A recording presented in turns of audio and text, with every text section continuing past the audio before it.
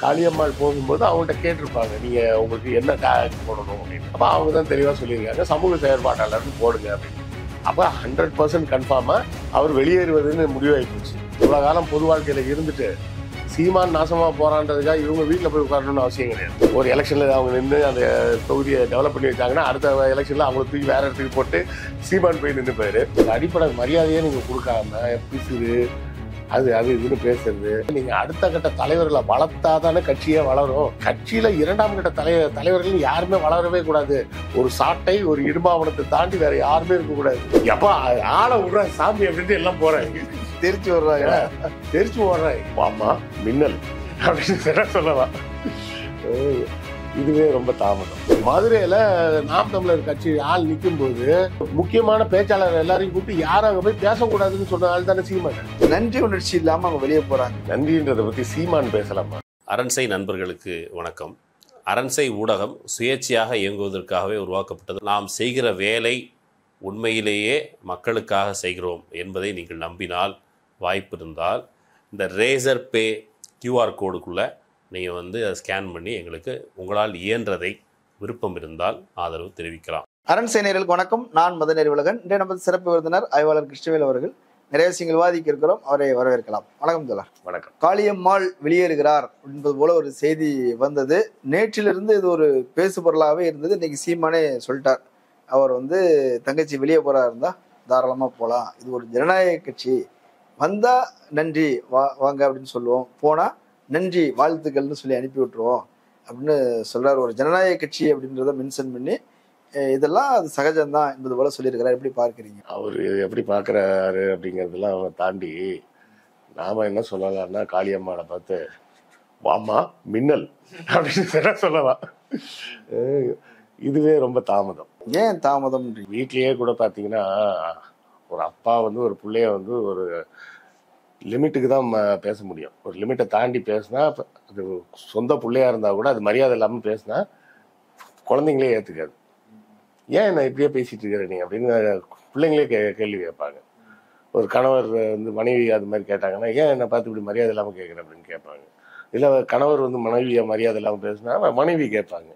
அப்போ அப்பா அம்மாவுக்குள்ளேயே இவ்வளோ பிரச்சனை இருக்குன்றப்போ, ஒரு கட்சிக்குள்ள நீங்களும் நானும் ஒன்றா சேர்ந்து உட்கார்ந்துருக்கோம்னா, நீங்கள் எனக்கு கொடுக்க வேண்டிய அடிப்படை மரியாதையை நீங்கள் கொடுக்கணும். நீங்கள் எனக்கு தர வேண்டிய அடிப்படை மரியாதையை நீங்கள் கொடுக்கணும். அந்த அடிப்படை மரியாதையை நீங்கள் கொடுக்காம பிசுறு அது இதுன்னு பேசுறது. நான் மேடையிலே நான் இப்போ இன்னைக்கு பிசுறுன்னு பேசுவேன், நாளைக்கு வேற ஏதாவது பேசுவேன், உனக்கு என்ன அப்படின்லாம் பிசுறுன்னு பேசுவேன், மசுறுன்னு பேசுவேன், நாளைக்கு உசுறுன்னு பேசுவேன். ஆமாம், எங்களுக்குள்ள சாதாரணம் தானே சொல்றாரு. இன்னும் ஒரு படத்துல வடிவேல் சொல்லுவார், அவன் என் குடும்பத்தை கேவலமா திட்டுவான், நான் அவன் குடும்பத்தை கன்றாவியா திட்டுவேன் அப்படின்னு மாதிரி இருக்குது. இதுல கட்சியா என்ன கர்மாந்திரம் பண்ணிட்டு இருக்கிற. இப்ப கூட ரீசெண்டா ஆலந்தூர்ல இருந்து விலகின ஒரு நிர்வாகி என்ன சொல்லி இருக்கிறாரு, கட்சி தொடங்கிய புதிதில் எங்களை போன்றவர்கள் எல்லாரும் உயிரை கொடுத்து வேலை செஞ்சோம். இப்போ பதவின்னு வரும்போது கட்சி வளர்ந்த பிறகு உயர் சாதியினரா பார்த்துதான் அவர் பதவியில உட்கார வைக்கிறாரு. அவர் சாதிய ஏற்றத்தாழ்வை சீமான் கட்சிக்குள் ஊக்குவிக்கிறார் அப்படின்றத தான் குற்றச்சாட்டா சொல்லி தான் அவர் வெளியே போறாரு. எனக்கு தோணுச்சுன்னுலாம் சொல்லலை, அதை குற்றச்சாட்டா சொல்லி தான் வெளியே போறேன் அப்படின்றார். அதே போலவே திருவள்ளூர் மாவட்டத்தில் அவர் என்ன சொல்றாரு, இப்படியே போச்சுன்னா கொஞ்ச நாள்ல நல்ல ரேட்டுக்கு எங்களை எல்லாத்தையும் பிஜேபியில வித்துருவார் போல இருக்கு, அதனாலதான் நான் வெளியே வர்றேன் அப்படின்றார். இன்னொரு மாவட்டம் அம்பத்தூர்னு நினைக்கிறேன், அவர் என்ன சொல்றாருன்னா, கட்சிக்குள்ள எந்த வித நிர்வாக திறமையும் இல்லை அவருக்கு, கட்சியை நிர்வகிக்கவே தெரியல, எப்படி கட்சியை நடத்தணும்னே தெரியாம நடத்திட்டு இருக்கிறாரு, இது சரியா வராது, நாங்க வெளியே போறோம் அப்படின்ற. உங்களுக்கு கட்சியில கீழ்மட்டத்துல அடிமட்டத்துல தொண்டர்களை நீங்க பேச ரெடி பண்ணீங்கன்னா தான் கட்சி வளரும். ஏன்னா அன்னைக்கு திமுகவை ஆரம்பிச்சாருன்னா 18 வருஷம் உழைப்புல மாபெரும் வெற்றி பெற்று ஆட்சி அமைச்சாருன்னா அதுக்கு பின்னாடி இருக்கக்கூடிய அவரது உழைப்பு. இன்னைக்கு மாதிரி இசுசு கார்லாம் கிடையாது. ட்ரெயின்ல போய், பஸ்ஸில் போய், சைக்கிளில் போய், நடந்து போய், சில இடத்துல சைக்கிள் கூட போக முடியாது, சைக்கிள் கூட போகாத இடத்துக்கெல்லாம் நடந்து போயெல்லாம் போய் பேசியிருக்கிறார். அவர் கொடியேற்றாத ஊரே கிடையாது தமிழ்நாட்டில். ஒவ்வொரு ஊர்லேயும் நீங்கள் திமுகவுக்கு ஒரு ஆஃபீஸை போடுங்க, நான் வரேன் அப்படின்னு கட்சி தலைவரே நேராக போய் ஒவ்வொரு ஊர்லேயும் பேசி பேசி பேசி பேசி அவர் வளர்த்தாரு. நீ எந்த ஊருக்கு போன, இங்கே இருக்கிற எவனையாவது மதிக்கிறியா, கட்சியில உள்ளவர்களை மதிக்கலைங்கிறது ஒரு பெரிய குற்றச்சாட்டா இருக்கு. அதுதானங்க பெரிய குற்றச்சாட்டு. இப்போ நான் உங்க ஆபீஸ்க்கு வரேன், அவர் எல்லாரையும் தம்பி தங்கச்சி மாமா மச்சான் சித்தப்பா பெரியவா அப்படித்தானே பேசுறாரு. அப்புறம் மயிராண்டின்னு பேசுனா, மாமான்னு சொன்ன வாயோட அடுத்த வார்த்தையில மயிராண்டின்னு திட்டுறேன், எப்படி ஏத்துப்பான் அவன்? ஏதோ கேட்டா நான் என் தம்பி, நான் உரிமையா திட்டுவேன். ஏன்னா தம்பினா தம்பியை விட்டு அன்பு செலுத்துறதுக்கு தான் உனக்கு உரிமை இருக்கு. உங்க வசதிக்கெல்லாம் பேசுறதுக்கெல்லாம் உரிமை கிடையாது. நாங்க ரத்த உறவுகள் குடும்பம் போல இருக்கிறோம். நீங்க உங்க தம்பியை பார்த்து அது மாதிரி திட்டி பாருங்க, உங்க தம்பி என்ன சொல்றாருன்னு பார்ப்போம். ரத்த உறவுகள் இல்லை, நான் கூட பிறந்த சொந்த ரத்தத்தை திட்டி பாருங்க. அதுவும் அவர் பொண்டாட்டி முன்னாடி வச்சு திட்டி பாருங்க, செருப்பு கழட்டி அடிப்பாரு. அது உங்க தம்பியா இருந்தாலும் சரி, என் தம்பியா இருந்தாலும் சரி, யார் தம்பியா இருந்தாலும் சரி. இல்ல நீங்க சொல்றத பார்த்தா நாம் தமிழர் அர்த்தமே கட்சியில இல்லாம இல்லங்க, யாருமே சுயமரியாதையோட இல்லங்கிற மாதிரில சொல்றீங்க. இல்ல சரி போனா போகுதுன்னு பொறுத்துக்கிட்டு இருந்திருக்காங்க. எவ்வளவு நாள் தான் பொறுப்பாங்க? பொறுமையின் எல்லைன்னு ஒண்ணு இருக்கு. அந்த பொறுமையின் எல்லையும் தாண்டி போகும்போது இவெல்லாம் ஒரு ஆளா, இனிமே இதுக்கு மேல நம்ம இப்படி மானங்கிட்டு போய் இந்த கட்சியில இருக்கணுமா வேணான்ட்டு எல்லாரும் வெளியே வந்துடுறாங்க. அந்த சுயமரியாதைக்கு ஒரு அளவுக்கு தான் விட்டு கொடுப்பாங்க. சரி கட்சி தலைமையை கட்டுப்பட்டு இருப்போம், நம்ம அண்ணன் தானே, பொது நலத்துக்காக கொஞ்சம் விட்டு கொடுப்போம் அப்படின்னு அவங்களும் வந்து கொஞ்சம் போனா போகுதுன்னு இருக்கிறாங்க. எத்தனை ரீசெண்டாக கூட யாரோ ஒருத்தர் சொல்லியிருந்தார், நான் எவ்வளோக்கு பணத்தெல்லாம் இழந்திருக்கேங்க, எனக்கு அதை பற்றி பிரச்சனை இல்லை, பணம் போனால் சம்பாதிச்சிடுவேன். இருக்கிற ஆளுங்களை மரியாதையே இல்லாமல் நடத்துகிறாரு. எல்லாரும் வைக்கக்கூடிய ஒரே குற்றச்சாட்டு, கட்சியில மரியாதை இல்லை. மரியாதைன்னு எல்லாரும் என்ன நினச்சிட்டு இருக்காங்கன்னா போஸ்ட் கேட்குறாங்க அப்படின்னு. அந்த போஸ்டிங்கிறது வந்து மரியாதை இல்லை, அது பேர் அங்கீகாரம். செய்யும் உழைப்புக்கு ஏற்ற அங்கீகாரம். அங்கீகாரம் அப்புறம் வரட்டும், முதல்ல அடிப்படை மரியாதை வேணும்ல. நான் ஒரு மனுஷன்ற மரியாதை வேணுமா இல்லையா? இப்போ ஒன்றும் இல்லை, இப்போ முதலமைச்சர் ஸ்டாலின் அவரை பார்க்க யாரோ போகிறாங்க, அவர் என்ன பண்ணுறாரு? எந்திரிச்சு வரவேற்கிறார். புரியுதுங்களா? ஆங்கிலத்தில் என்ன சொல்லுவாங்கன்னா, it's rude to shake hands by sitting அப்படிம்பாங்க. உட்கார்ந்துக்கிட்டு கை கொடுக்குனீங்கனாலே அதுவே வந்து அசிங்கம். அது வந்து ஒரு ரூடான பிஹேவியர், மரியாதை இல்லாத பிஹேவியர். மாநிலத்தின் முதலமைச்சர் ஒரு சாதாரண குடும்பத்தை சார்ந்த யாரோ ஒருத்தர் பார்க்க வந்தாலும் சரி, இல்லை முக்கியமான நபர்கள் யார் பார்க்க வந்தாலும் சரி, எந்திரிச்சு நின்று வரவேற்கிறார். நான் இதை எங்கே பார்த்துட்டு சொல்கிறேன்னா, இந்த பள்ளி மாணவர்கள்லாம் கூட்டு போய் சந்திக்க போகிறாங்கல்ல, அந்த மாணவர்கள் சாதாரண குடும்பத்தை சார்ந்தவர்கள், அதையும் விட அவரோட பேரம்பேத்தியோட வயசை விட கம்மியான பிள்ளைங்க. அவரோட பேரன்னு எடுத்துக்கிட்டிங்கன்னா, இன்பநிதினு எடுத்துக்கிட்டாங்க கூட, ஃபாரினில் காலேஜில் படிச்சுட்டு இருக்கான். இந்த பசங்க காலேஜ் படிக்கிற பசங்க கூட கிடையாது, ஸ்கூல் பசங்க. அப்போ அவர் பேரனை விட வயசு கம்மியான பிள்ளைங்களை கூட மரியாதையாக நடத்தணும்னு நினைக்கிறாரு. நீ கட்சிக்கு வேறனையே மரியாதை இல்லாமல் நடத்துறன்னா அந்த கட்சியில் அவங்க எவ்வளோ நாள் தான் பொறுப்பாங்க? காளியம்மாள் வந்து அண்ணன் வந்து என்ன எப்போவுமே மரியாதை இல்லாமல் பேசுனதில்லை, ரொம்ப இது பண்ணுவார், எனக்கு அதெல்லாம் பிரச்சனையே இல்லை அப்படிதான் சொல்லியிருந்தாங்க. ஆனால் அவர் தனியாக ஒரு கட்சி கட்டுறாரு, தனக்கான ஆதரவாளரை உருவாக்குறாங்க. மீனவ கிராமங்கள் எல்லாம் போய் போய் போய் போய் நீ வேலை செஞ்சுட்டு இருக்கிற, இப்படி கூட்டம் போட்டுக்கிட்டு இருக்கிற, இது எதுக்கு நீ தனியாக வந்து கட்சி கட்டுற, கட்சிக்குள்ளே எதுக்கு கட்சி கட்டுற, கட்சி வளர்ந்தா நீயும் வளர்ந்துடுவ, நீ வளர்ந்தாதான் கட்சி வளரணும்னு ஒன்று கிடையாது, இந்த வேலையெல்லாம் வச்சுக்காத அப்படின்னு விமர்சனம் பண்ணுறாரு. அப்போ தலைமையை மீறி அவங்க ஏதோ ஒரு வேலை செய்யறாங்கன்னு தான் அர்த்தம். தலைமைக்காகத்தான் அந்த வேலையை செய்யறாங்க, தலைமையை மீறி வேலை செய்யல. இப்போ நம்ம வந்து பல சேனல்ல போய் பேசுறோம், பேசும்போது நான் இருக்கக்கூடிய இயக்கத்துல எங்க ஐயா சுபவி என்னை கூப்பிட்டேன், நீ தனியா ஒவ்வொரு சேனல்ல போய் பேசிட்டு இருக்கிற, இயக்கத்தை வளர்க்கணுமா, இயக்கத்தை தாண்டி நீ வளர முயற்சி செய்யறியா அப்படின்னா கேட்கிறாரு. அப்பப்போ ஃபோன் பண்ணி சொல்றாரு, அன்னைக்கு பார்த்தேன் அந்த வீடியோ, நல்லா பேசியிருந்தீங்க, அந்த பாயிண்ட் நல்லா இருந்தது அப்படின்னு ஃபோன் பண்ணி. நான் அது என்னைக்கு பேசுனேன்றதே எனக்கே மறந்துருக்கும், மாற்றி மாற்றி வேற சேனலில் பேசுறதில்ல. அதுக்கப்புறம் அவர் சொன்னதுக்கப்புறம் அது எந்த வீடியோன்னு நான் தேடி போய் பார்ப்பேன், இந்த வீடியோவில் பேசியிருக்கோமா அப்படின்னு. ஒரு கட்சியில் வந்து நீங்கள் அடுத்த கட்ட தலைவர்களை வளர்த்தாதானே கட்சியே வளரும். இப்போ காளியம்மாள் பேசுறது நல்லா இருக்கு அப்படின்னு சொன்னால் அது யாருக்கெல்லாம் பிடிச்சிருக்கோ அவங்கெல்லாம் வந்து ஒரு கட்டத்தில் சரி நம்ம காளியம்மாளுக்காக கட்சிக்கு போயிடுவோம் அப்படின்னு சொல்லி தானே உள்ளே வருவாங்க. நீ கட்சியில இரண்டாம் கட்ட தலைவர்கள் யாருமே வளரவே கூடாது, ஒரு சாட்டை ஒரு இடும்பாவனத்தை தாண்டி வேற யாருமே இருக்கக்கூடாது அப்படின்னு நீ முடிவு பண்ணி வச்சிருக்கனா, காரணம் என்னன்னா சாட்டையும் இடும்பாவனத்தையும் மேட்ரு ஏதோ சிக்கி இருக்கு. அதனாலதான் அவங்க ஒரு 2 பேர் தவிர வேற யாரையும் வளர விடாம நீ பண்ணிட்டு இருக்க. சீமான் கட்சி நடத்தும் விதத்தை பார்த்தா எனக்கு வந்து என்ன ஞாபகம் வருதுன்னா, என் நண்பர் ஒருத்தர் இந்த உதாரணம் சொன்னார். கட்சி நடத்தும் விதம்னே ஒன்று சொல்றீங்க. ஆமா, நான் இது என்னோட கருத்து கூட இல்லை, என் நண்பர் ஒருத்தர் எனக்கு சொல்லியிருந்தாரு, நான் பிடிச்சிருந்தது, அதனால அந்த கருத்தை சொல்லுவோம். என்ன சொல்லியிருந்தாருன்னா, ஏன்னா நான் வந்து சீமான் மாதிரிலாம் கிடையாது, அடுத்தவங்களோட ஐடியாவை கிரெடிட் எடுத்துக்கிறது. இது என்ன நண்பர் சொன்னதுதான். என்ன சொன்னாருன்னா, சீமான் கட்சி எப்படி நடத்துறாருன்னா, அருணாச்சலம் படம் பார்த்தீங்களா அது மாதிரி தான் நடத்துறாரு அப்படின்னு. அதுக்கும் இதுக்கும் என்ன சார் சம்மந்தம்? அருணாச்சலம் படத்துல என்னங்க கான்செப்ட்? 30 நாள்ல 30 கோடியை செலவு பண்ணா 3000 கோடி 3000 கோடி வரும். அவர் அதை நோக்கி வேலை செஞ்சிட்டு இருக்காரு. 15 எலெக்ஷன்ல தோத்தோம்னா இவ்வளவு கோடி வரும்னு அவர் வேலை பார்த்துட்டு இருக்காரு. இங்க பார்த்தா கட்சிக்காரன் பூரா வேலை செஞ்சு ஜெயிக்க வச்சிருவாங்க போல இருக்குது. அவர் கஷ்டப்பட்டு ஒரு படம் எடுத்து ஃபிளாப் ஆகும்னு பார்ப்பாரு.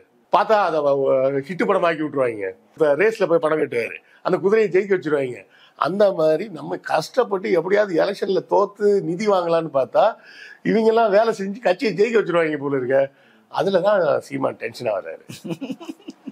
நான் சொல்லல, என் நண்பர் சொன்ன கருத்து. கலாய்க்கிறதுக்காக சொல்றது. ஒரு கட்சி ஏங்க கலாய்க்கிறதுக்கெல்லாம் சொல்லலைங்க. மதுரையில நாம் தமிழர் கட்சி ஆள் நிற்கும் போது முக்கியமான பேச்சாளர் எல்லாரையும் கூப்பிட்டு யாரும் அங்க போய் பேசக்கூடாதுன்னு சொன்ன ஆள் தானே சீமானு. எங்க ஜெயிச்சிட போறான் அப்படின்னு வேலை செய்யக்கூடாதுன்னு சொன்னாங்கன்னா அப்ப வேற எதுக்கு வேலை செய்யக்கூடாதுன்னு சொல்லுவாங்க? இல்ல இங்க வேண்டாம், நீங்க இப்ப தேனிக்கு போங்க அங்க போங்கன்னு அனுப்பி விட்டாங்க. இங்க ஏன் போகக்கூடாதுன்னு சொன்னாங்க? தெரியல, வேற ஏதாவது காரணம். அவருக்கு கொஞ்சம் செல்வாக்கு இருக்கு மதுரையில. இன்னும் கொஞ்சம் ஆளுங்கெல்லாம் பேசி கொஞ்சம் நிறைய ஓட்டுக்கிட்டு வந்துருச்சுன்னா என்ன பண்றது? காசு வாங்கின முதலாளி திட்டுவார்ல, காசு கொடுத்த முதலாளி திட்டுவார்ல, டேய் காசை வாங்கிட்டு என் ஓட்ட புறா ஏன்டா காலி பண்ணுன்னு கேட்பார்ல. அதுக்காகத்தான் அண்ணன் சீமான் வந்து கட்சி நடத்துறது விளையாட்டுக்கெல்லாம் சொல்ல. அருணாச்சலம் படத்துல ரஜினி எப்படி செலவு பண்ணி காசை காலி பண்ணணும்னு பாக்குறாரு, அது மாதிரி அவர் ஓட்டை காலி பண்ணணும்னு பாக்குறாரு. இந்த தம்பி தங்கைகள்லாம் அது புரியாம லூஸ் தரமா வேலை செஞ்சு கட்சியை வளர்த்து ஜெயிக்க வச்சிருவாங்க போல இருக்கு அப்படின்னு தான் டென்ஷன் ஆயிட்டு இருக்காரு. ஒரு கட்சி அதன் வளர்ச்சியின் போக்குல பலர் வந்து இணையறதும் அங்க ஏற்கனவே இருந்த சிலர் அதிருப்தியா வெளியே போறதும் எல்லா கட்சிக்கும் நடக்கிறது தான். நாம் தமிழர் கட்சிக்காரங்களை சொல்லும் போது திமுக உடையிலையா, எம்ஜிஆர் போகும்போது எவ்வளவு பெருசா பாதிப்பு ஏற்பட்டுச்சு, வைகோ போகும்போது கட்சியை இரண்டாக பிளந்ததுன்னு சொன்னாங்க. அப்படி எவ்வளவோ கட்சிகள் உடைஞ்சிருக்கு போயிருக்கு. அப்படிலாம் நாம் தமிழர் கட்சி உடைஞ்சதே இல்லை. இங்க சிலர் வெளியே போறாங்க, உள்ள வராங்க. ஊடகங்கள் தான் அவங்களெல்லாம் கூப்பிட்டு பேட்டி எடுத்து நீங்க ஒரு பெரிய இஷ்யூ மாதிரி மாத்துறீங்க. அப்படிலாம் ஒண்ணுமே இல்லைன்னு சொல்லுங்க. எம்ஜிஆர் கூட கட்சியில இருந்து ஆளுங்க வெளியே போனாங்க அப்படின்னு சொன்னா அவங்க எம்ஜிஆர் ரசிகர்கள்ன்ற முறையில வெளியே போனாங்க. வைகோ வெளியே போகும்போது திமுகல இருந்து வெளியே போனாங்கன்னா வைகோவை ஒரு ஆளுமையாக பார்த்தவர்கள், ஒரு அரசியல் வித்தகராக பார்த்தவர்கள் அவர் தலைமையில போவோம் அப்படின்னு வெளியே போனாங்க. சீமான் கட்சியில இருந்து வெளியே போறவங்க யார் கூட வெளியே போறாங்க? அவங்களா போறாங்க. அதாவது ஆங்கிலத்துல சொல்றதா இருந்தா டோன்ட் கம்பேர் ஆப்பிள்ஸ் வித் ஆரஞ்சஸ்ம்பாங்க. ஆப்பிளையும் ஆரஞ்சையும் ஒன்னாலாம் ஒப்பிடக்கூடாது. அது மாதிரி எம்ஜிஆர் கூட போனவங்க எம்ஜிஆரின் ரசிகர்கள், வைகோ கூட போனவங்க வைகோவை ஒரு பெரிய ஆளுமையாக பார்த்து அவருக்கு தலைமையில போனா ஏதோ ஒரு மாற்றம் வரும் அப்படின்னு நம்பி போனவங்க. இவங்க எல்லாம் எதுக்கு போறாங்க? மாற்றம் வரும்னு போறாங்களா? எப்பா ஆளை விடுற சாமி அப்படின்ட்டு எல்லாம் போறாங்க. தெரிச்சு ஓடுறாங்க. என்ன காரணத்துக்காக போறாங்க? ஒருத்தர் வந்து காளியம்மாள் வந்து நான் தனி கட்சி ஆரம்பிக்க போறேன், நாம் தமிழருக்கு வேலை நாங்கள் தமிழர்னு ஒரு கட்சி ஆரம்பிக்க போறேன் அப்படின்னு சொல்லிட்டு வெளியே போனாங்களா? அப்படிலாம் போல. காளியம்மாள் அடையாளம் தெரியாத, அட்ரஸ் இல்லாத ஒரு நபர். சமூக செயல்பாட்டாளராக இருந்திருக்கலாம், பேச்சாற்றல் மிக்கவராக இருந்திருக்கலாம், வெளி உலகத்துக்கு தெரியாது. அவர் ஏதோ கிராமங்கள்ல, சில மீனவ கிராமங்கள்ல பேசிட்டு சுத்திட்டு இருந்தாரு. அவரை வெளி உலகுக்கு கொண்டு வந்து இன்னைக்கு எல்லோரும் ஏற்கக்கூடிய ஒரு பேச்சாளராக, எல்லோருக்கும் அறிமுகமான ஒரு நபராக மாத்துனது நாம் தமிழர் கட்சி. அந்த நன்றி உணர்ச்சி இல்லாம அவங்க வெளியே போறாங்க. நன்றியை பத்தி சீமான் எல்லாம் பேசலாமா? நன்றின்றதை பத்தி சீமான் பேசலாமா? சீமான் சொல்ல தம்பிகள் சொல்றாங்க. காளியம்மாள் நாம் தமிழருக்கு வர்றதுக்கு முன்னாடியே மீனவ கிராமங்களில் மிகவும் அறியப்பட்ட ஒரு சமூக செயற்பாட்டாளர். அப்படி இருக்கிற காரணத்தினால நீங்க தான் போய் வம்படியா அந்த அம்மா கூட்டு வந்து சேர்த்துக்கிட்டீங்க. அவங்க தானா வந்து சேர்றேன்னு சொல்லலை. நீங்க தான் வந்து உங்க கட்சிக்கு நல்ல ஒரு பேச்சாளர் வேணும், இருக்கிறது சாட்டா அவன் லூஸ் மாதிரி பேசிட்டு இருக்கிறான், கொஞ்சம் கருத்தா பேசுறதுக்கு வேற ஆளை இல்லைன்னு சொல்லி நீங்க தான் போய் கூட்டு வந்தீங்க. இன்னைக்கு அவங்க திருச்செந்தூர் மணப்பாடுல திமுகவும் காங்கிரஸும் நடத்தும் கூட்டணி ஒரு கூட்டத்துக்கு பேச போயிருக்காங்க. பழைய டேகோட போயிருக்காங்க, சமூக செயற்பாட்டாளர் அப்படின்ற பேரோட போயிருக்காங்க. இல்லைன்னா இந்த நாம் தமிழர் மகளிர் அணி ஒருங்கிணைப்பாளர் அப்படின்னு தான் போட்டிருக்கணும். அவங்கள்ட்ட கேட்டிருப்பாங்க என்ன போடட்டும் அப்படின்னு. எப்போவுமே எந்த விழாவுக்கு நம்ம பேச போனாலும் தொடர் உங்களுக்கு கீழே டேக் என்ன போடணும் அப்படின்னு கேட்பாங்க. நான் என்ன சொல்லுவேன், வரலாற்று எழுத்தாளர்னு போடுங்க. ஆய்வாளர்னு நான் ஆய்வாளர்லாம் கிடையாது. அதெல்லாம் ஆய்வு செய்யறதுக்கு வேற ஆளுங்க இருக்காங்க, அவங்க நிறைய படிச்சிருக்கணும். அதுக்கு வந்து எம்ஏ பிஹெச்டிலாம் படிச்சிருப்பாங்க. சும்மா நம்ம வந்து 4 தகரடப்பா எடுத்து வச்சுட்டு பற்றியா நான் வந்து சோழர் காலத்துக்கு வாள்லாம் வாங்கி என்னோட கலெக்ஷனில் வச்சுருக்கேன்லாம் கதை சொல்லிட்டு இருக்கக்கூடிய ஆய்வாளர்லாம் இருக்கக்கூடாது. நம்ம வந்து என்ன, வரலாற்று எழுத்தாளர், வரலாறை பற்றி சுவாரஸ்யமாக எழுதக்கூடிய எழுத்தாளர், அவ்வளோதான். ஆய்வாளர்னு கூட சொல்ல முடியாது நம்மளெல்லாம். ஆர்வலர்னு கூட சொல்ல முடியாது. ஆர்வலர் எல்லாமே இன்னும் ஜாஸ்தியாக இருக்கிறவங்க இருக்காங்க. ஸோ இப்போ காளியம்மாள் போகும்போது அவங்கள்ட்ட கேட்டிருப்பாங்க, நீங்கள் உங்களுக்கு என்ன டேக் போடணும் அப்படின்னு. அப்போ அவங்க தான் தெளிவாக சொல்லியிருக்காங்க, சமூக செயற்பாட்டாளர்னு போடுங்க அப்படின்னு. அப்போ 100% கன்ஃபார்மாக அவர் வெளியேறுவதுன்னு முடிவாகி போச்சு. கொஸ்டின் என்னன்னா, ஏடிஎம்கேவா டிஎம்கேவா இல்லைன்னா விஜய் கட்சியா?